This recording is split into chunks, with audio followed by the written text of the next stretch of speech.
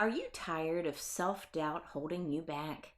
Have you ever wished you could have the confidence to face your fears, go after your wildest dreams, and the tools necessary to live your best life?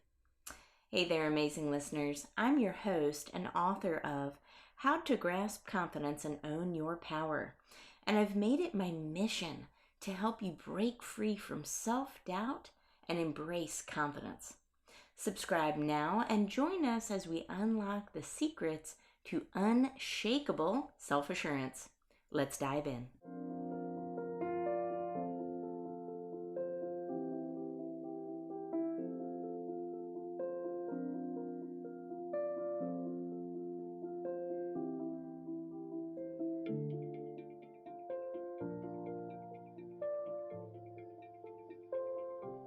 Today, I have the pleasure of interviewing the one and the only Basia Richard, who is an amazing stylist out of Los Angeles, California. And the topic of today is how to style with confidence. Hi, Basia. Thank you so Hi, much for coming to the show. hi, how are you? Good to see you again. Good, good. So, you and I, this is not our first show. I've interviewed you in the past, and people really resonate with personal style. And I do as well. In the era of personal branding, when everybody is developing and harnessing their personal brands and making them memorable, we can't forget style as a component in that. Isn't that right? Well, definitely personal style is part of your brand. And as you know, we get really between 7 to 12 seconds to make that first impression, which is so important. So before we even say something, people will have we create perception of who we are and what we represent. So what we wear actually really matters. More importantly, how we feel about what we wear is probably even more important. So I always say clothes are not as important as how you feel wearing those particular clothes. So whether you wear a dress or pants, that's not as important as like your preference, how you feel and how you want to be seen and perceived by others. Yes, how you want to be seen and perceived as. It's so key and so crucial, Mhm. right? And it's a part of our personal brand that I feel like a lot of people overlook, but it's a huge part of it. How do you want to be perceived? That's, when I think of a company that's developing a brand, they are aligning with their target audience, aren't they? Mhm. It's kind of the same thing when you have a personal brand. You're aligning with your target audience. You want to make sure you're perceived well in that target audience's eyes, that there's respect, there's trust there, there's congruency as well. Mhm. I think that's another thing that we don't talk about enough is the congruency of style. And sometimes that is a staple, something that you're known for and as, right?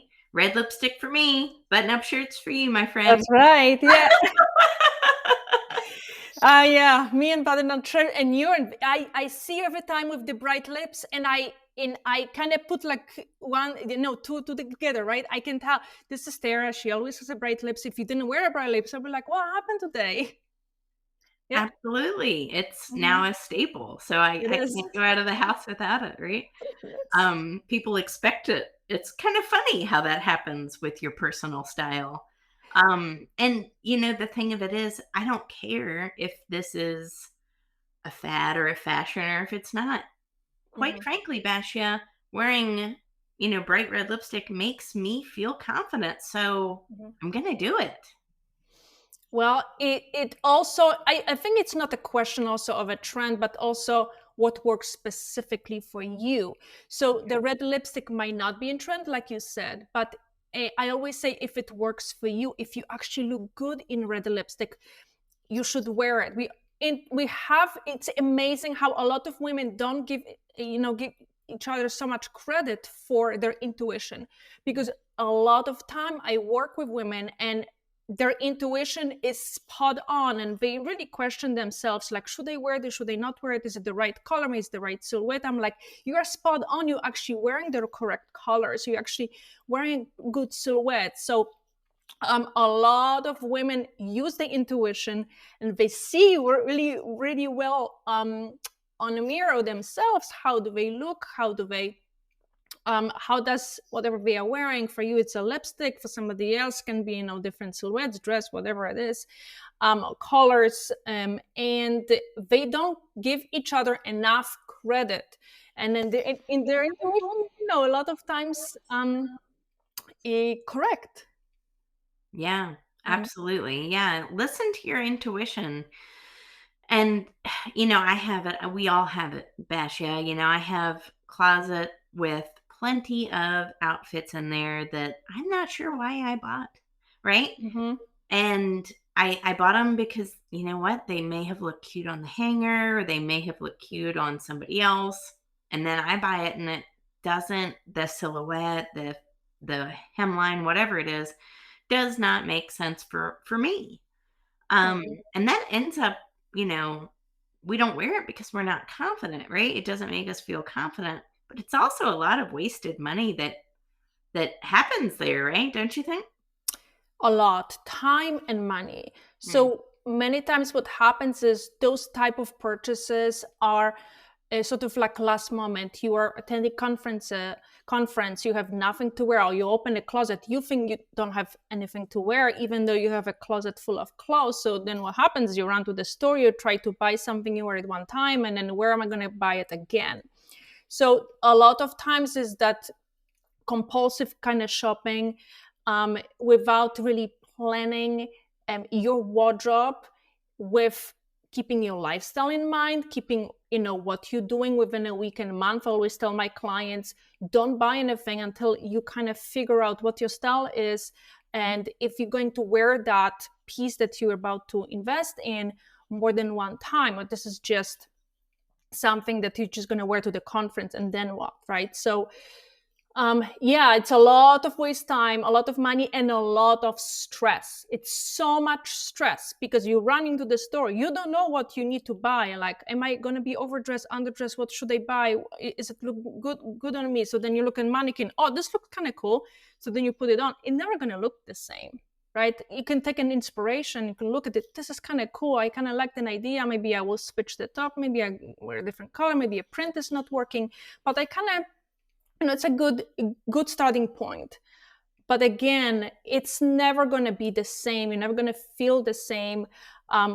Different body shapes, we just have different styles, different aesthetics. There's so many different factors that goes into it. So yeah, absolutely. It is. And we've been talking behind the scenes. I've got my TEDx talk coming up. And I know I'm really excited about it, the way I like to dress, if I'm on stage, I like a vintage kind of look. I love that. And part of that is like the red lipstick, dark hair. I like that like 1940s kind of vibe. I just do.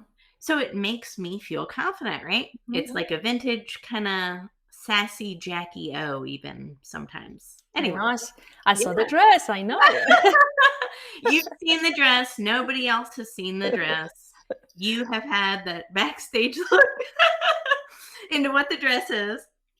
But you helped me, convince me that, yep, I was right on target, right? But then I got the dress, and oh my gosh, I love it. I love the color. I think it's very memorable. But, when we're building this personal brand, and when we're styling with confidence, it's memorable too, right, Asha? You, especially something like if you're on stage and if it's a big, like, life-changing thing, you want to make sure that it's memorable and it's different, so that you don't blend in with the rest of the crowd, right? You want to stand out a little bit, right? Standing out. So really thinking about this in a more strategic way. So think about, what is my role at that conference? Am I going as a speaker? Am I going as a participate in the audience? Obvious, obviously, sorry, obviously you don't want to be overdressed, underdressed. You want to be dressed Right. just right and feel comfortable. Again, I hear so many times, I want to feel comfortable. I don't want to wear super high heels, oh my gosh, all day. I want to feel good, but I don't want to, I don't want my wardrobe to kind of get in a way of meeting people, doing business, presenting myself, things like that. So, I always say, if you want to stand out, use color. Color is a really good way to sort of bring people in. And I use a lot of color. I'm an introvert. Not a person who likes to go to parties and say hi to everybody, but I use my wardrobe to actually bring people in. People would come, oh my gosh, I love this dress. Where did you get it? Such a great start of the conversation. I would come to you. I love your presentation. I love the dress. You look so amazing. It's such a, kind of back and forth fun conversation about style that can lead into something else. So I always say use color, but also think about what is your role, because you don't want to be overdressed. A lot of people say, like, do I wear jeans? Is it comfortable? Is it like appropriate to wear jeans? But you don't want to be over the top and overdressed either. So it's just the fine line. There's a fine line between it. I know exactly what you're talking about. First off, the people that definitely should be dressed up a little bit more, and you're like, come on. And then there's the people that are way overdressed. And you know what's interesting? When somebody is way overdressed, it's a little uncomfortable. It's intimidating, right? It is, yeah. It is. You kind of feel like, I don't want to talk to you. I'm kind of scared. This is not right. Something is off, but you don't always think about that is actually what a person is wearing. I kind of feel scared of that person, right? I never thought about that until you said that, but it's so right on. It is intimidating. So how we dress is almost like a signaling process to another person that says, hey, I'm open to conversation, or I'm closed off. I'm, in some other category, right? So that is interesting. And using color, not necessarily overdressing, but using color as a method to kind of start a conversation, I think is really cool too. I've never heard of that before. Yeah, I would usually wear black because I blend in. So this is my strategy. So if I had to go with my husband to one of some kind of events for his work, I would wear black because I just want to go there, do the thing and leave. I'm not gonna do any networking, anything like that. But if I go to a networking event, if I go to any type of event when I'm gonna meet new people, maybe create new relationships, I want to look where I'm approachable and people gonna come and say hi to me. I don't want to blend in. So obviously I'm not gonna be wearing super bright yellow color, but I'm gonna make sure that I wear an outfit that's gonna bring people to me, as opposed to me going and saying hello to somebody else. That's like the ultimate introvert hack.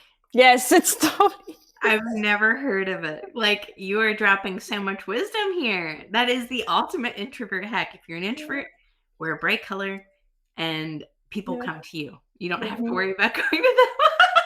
I love that. That's so great.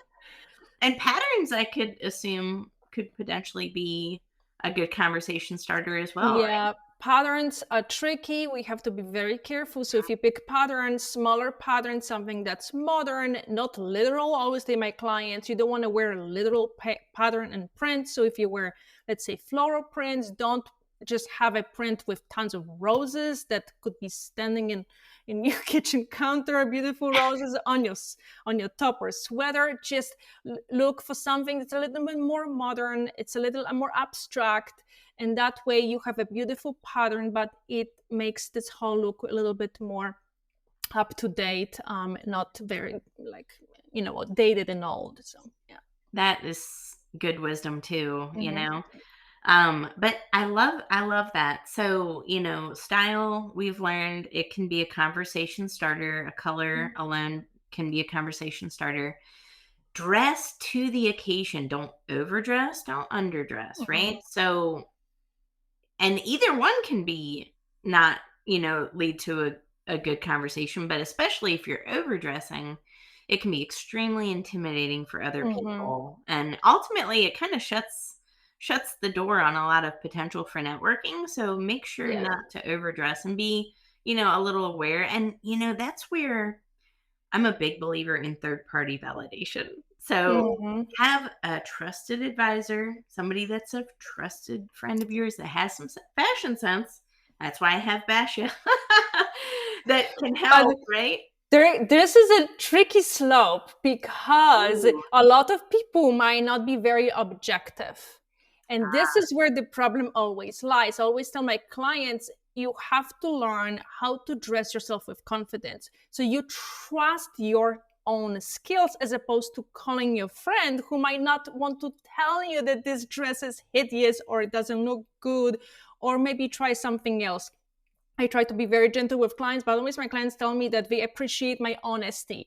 And I try to be as honest, as gentle as I can, especially when they wear something and I'm like, well, maybe try something else. This is not the best. And try to find those words that are not very hurtful, obviously.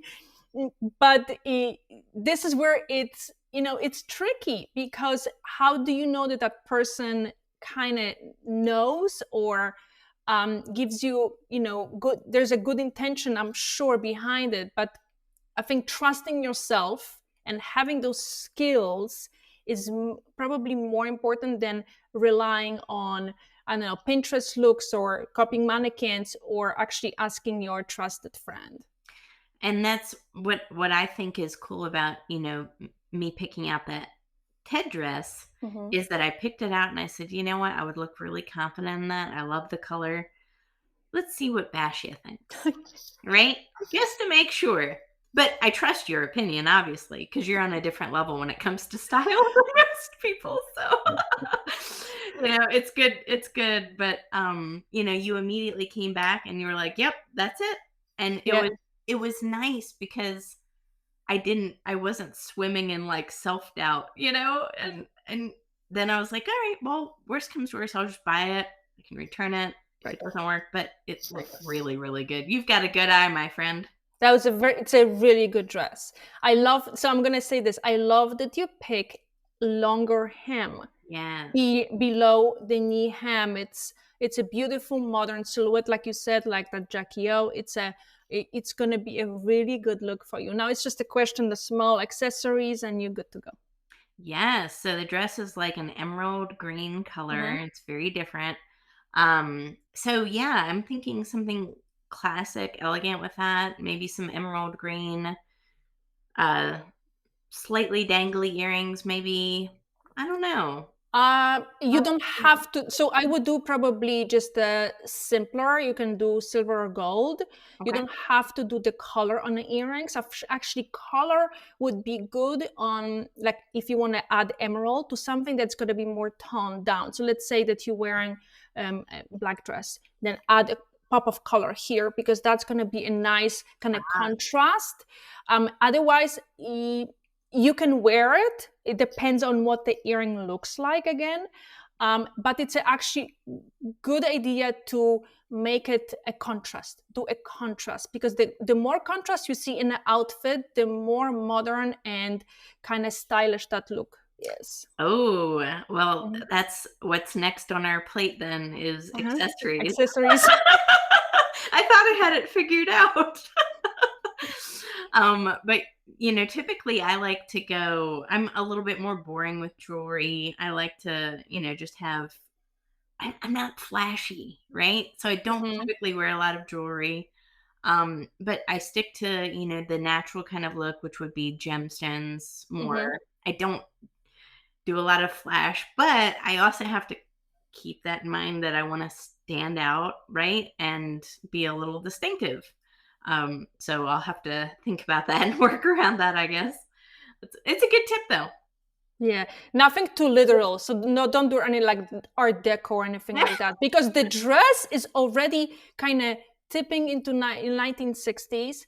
So Hmm. what you want to do is to create a more contemporary look, and with jewelry that are contemporary, you will create this whole outfit more modern, Jewelry can make it, especially like the one that's more vintage and things like that, that look can make it a little bit more dated.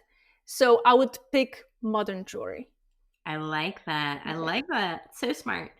But yeah, it's all about, figuring out what makes you look confident, because Mhm. at the end of the day, especially, as a speaker, if I'm on stage, I have to exude confidence. It Mhm. has to be like oozing out of me, because if it's not, the audience feels it, right? And Mhm. that's one thing that I've realized is that confidence is like a huge trust builder, because in business, if you're confident, that other person believes in you so much more, right? Mhm. So if you're in a business exchange with a client or partner or investor and you're really confident, guess what? They're going to feel confident That's right. giving you money or giving you whatever in Mhm. exchange, right? The same thing as a professional speaker. When you're on stage, my saying is, what I tell people that I work with, CEOs, getting on stage and that sort of thing, is that you have to just exude that confidence, right? And it just, you have to be able to captivate that audience. Mhm. It's so important, don't you think? Absolutely. Your confidence comes from within, right? So when you wear something that you are so happy with, that it's just a um, natural progress that's going to happen. If you're not sure what you're wearing or you're questioning yourself, that's when that confidence is not going to come through. So again, what we wear outside from what everybody thinks, we have to be super confident and super comfortable with, Yeah. and then everything else is going to be definitely so much easier. Obviously you have to be prepared, but still, if you don't have that confidence, you don't feel comfortable, it's not going to be easier, maybe I put it this way. Absolutely. And I believe, if you charge $10,000, you know what you should look like? You charge 50,000. 50,000. Yeah, so I always say if you want to be CEO, let's say like in 5 years, you have to start dressing like now. Yes, Like, absolutely. don't start dressing as a CEO when you're CEO. You have to start thinking about it now. You become a leader in a company, you going up the ladder, start looking into how I'm being perceived, how I dress, what's my brand, how do I dress for it, and just stick to it. Absolutely. Start dressing. It's that whole dress for the role you want, not the role you have. Yes, exactly. I think, Just for the yeah, it's like an old adage, but you know what? We need to bring it back, because a lot of people aren't dressing for that role that they really want, right? So the mhm. same thing as speakers, and I see this a lot. Again, if you charge 10,000, you better look like you should charge 50. You have to give that audience a perceived value, Mhm. right? To where you're on stage, you're delivering a speech, and they say, I got a bargain. Mhm. And when you raise your prices, it's not shocking. It's actually expected. It is expected. Yes, it's the whole the whole look, and then building a brand and showing up a little bit sloppy, maybe I would call it. It's not really a mirror to who you are and how you want to be perceived. So again, those two are very much connected. Absolutely. I just don't think enough people talk about these correlations, with Mhm. personal branding and personal style and confidence. It all goes into each other and they're all related. So that's why, I like so much what you're doing, Basia, is you're really educating your audience as well, and your clients the same, of how, they can basically expand their own potential. Mhm. And just giving them the tools to do it and the confidence to do it, and showing them that, hey, with a few tweaks here and there, oh my gosh, you can really skyrocket your brand, right? It's like you said, it's always small little tweaks. It's rarely a big overhaul. It's really a small little change that can really bring such a big return. I always say, like, investing in your style, it's kind of ROI, right? What is that going to be your ROI? If you feel confident, if you show up to clients who respect you, who see you as a leader, as you have a strong brand, and it's all going to bring you return for sure. Yes, Absolutely, right? It again builds that trust. builds trust. Builds trust, starts relationships, starts conversations. We've learned that. It's also, people tend to gravitate toward confident people. I've realized that, so, confidence is a success magnet. It's like such a huge hack, right? So, people talk a lot about how to get successful, and there's thousands of books out there of how to become successful. But let's also talk about, the foundation of success, which is really confidence. And how do you build confidence? Well, it's your personal style. It's staying true to yourself, following your authenticity too. And that's another thing that I like about what you do is you really help people identify their authenticity and their authentic style, what's, really representative of them. So, for example, it wouldn't make sense for somebody that's boho chic to wear a suit. 100%. Yes. So when I start with working with clients, we always starting to, I kind of get to know who they are. And I always tell my clients, I work with so many people over the years that I learn how to become you and understand your aesthetics, understand where we should be shopping, what would you wear or would you not wear. So if I look online, I'm like, this is Tara. Oh my gosh, I see her wearing this look. This is definitely her. And then when you wear something, you want to feel, oh, this is so me. I love this. This is so me. This is what the kind of outcome is. When you wear something, you want to feel, this is me. This is me. It doesn't matter what it is. This is me. I feel like this is 100% who I am, and what I wear represent 100% who I am. So, finding that, digging into aesthetics, understanding who you are, what makes you, what you're being drawn to. That's why we talked about your lipstick, me and my button-up shirts. When you're shopping online, why do I don't like something and I wear the same thing? Well, because you're being drawn to specific silhouettes, specific looks. And if this is what you like I only have t-shirts and button-up shirts. That's it. Because I just love it so much. I'm not going to force myself to wear something else because this is who I am.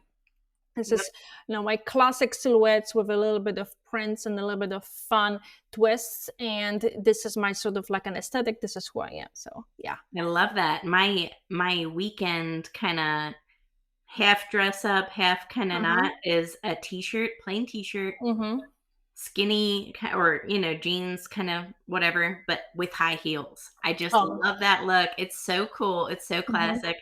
But it gives me that little, feel of, hey, I'm being stylish, but also very comfortable. Right? So find those things. For me, it's t-shirts as well. I love them. And when I find a t-shirt that I really like, gosh, it's like every color. I just, find that style that fits you, that makes you look good. Definitely.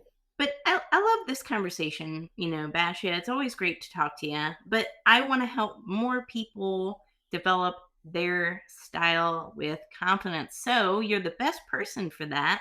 How can everybody get a hold of you? They can go on LinkedIn and book a call with me. That's probably the easiest way, or just send me a DM. There's a link in my bio and in feature section. We just have a conversation. I can help you. If I'm not a good fit, I'm gonna let you know who is and where to find the resources. And that's the first step. Perfect. Awesome. And you work with high-profiled women who are entrepreneurs and corporate executives? Yes, right? Exactly. So I work with corporate professionals and successful entrepreneurs. So the ones who maybe already got a promotion, and suddenly they have to do a lot of meetings, conferences, their schedule changed, their position also changed, and the style does not really match their success. They don't feel like their clothes and their wardrobe is representing of who they became. And we have a clothes from teenage or university years, and I've seen those closets so many times. And it's time to start dressing for who you become, who you are. So I love that. Ooh, we could talk about this all day. yes. But thank you so much, Basia. And I will say one more thing. In my book, The Grasp Method, I talk about sight. So sight is huge. It's visualizing that most confident version of yourself. What do they look like? What do they wear? And you know what? You start really getting granular and about what they look like, and you start taking the steps to look like them, right? So let's all visualize it today. Take some time out. Visualize what that most confident version of yourself looks like, what they dress, what they wear, and make steps to be that confident person that you're envisioning yourself to be, everybody. I love That's it. right. And that's a wrap for this episode of Grasp Confidence. Thank you for joining me today and investing in yourself. Remember, building confidence is an ongoing journey, and each step you take brings you closer to the empowered, fearless version of yourself that you were born to be. Don't forget to visit my website, follow me on social media, and purchase my book, which is available on Amazon. Thank you for listening. We will see you on the next episode. Stay confident.